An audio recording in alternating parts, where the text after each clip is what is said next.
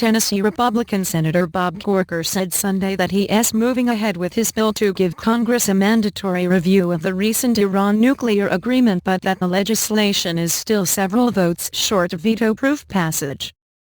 Corker, chairman of the Senate Foreign Relations Committee, told Fox News Sunday that the GOP-controlled chamber is 2 or 3 votes shy of the 67 needed to override a vowed White House veto.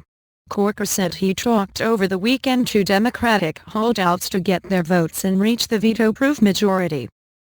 He also made clear that he is open to a deal that would curtail Iran's ability to create a nuclear weapon, but said that Congress needs to be playing a role. The United States and 5 other world powers reached the tentative agreement Thursday with Iran to limit that country's nuclear enrichment program toward a final, June 30 deal.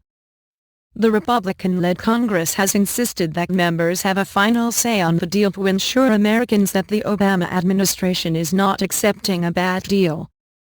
The American people want to know somebody is teasing out the information about the deal, Corker said Sunday. Congress has to be involved in this way. To be sure, within hours of the framework deal being announced, Iran and the United States released significantly different details, including those on inspections, when roughly $130 billion in economic sanctions on Tehran would be lifted, the number of centrifuges that will remain, and what will happen to the country's nuclear stockpile. The Senate committee is set to vote April 14 on the bipartisan bill, which has 13 Democratic co-sponsors. The Iran Nuclear Agreement Review Act of 2015 calls on the president to submit the final agreement to Congress within 5 days of it being signed, and states he cannot suspend or reduce sanctions during a 60-day congressional review.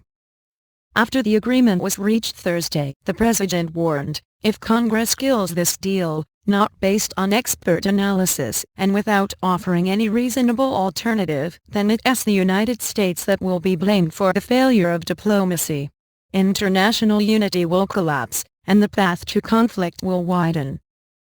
Corker also said Sunday that negotiators of the deal told him that Congress input and the threat of sanctions didn't hurt negotiations and in fact were factors in reaching a better deal.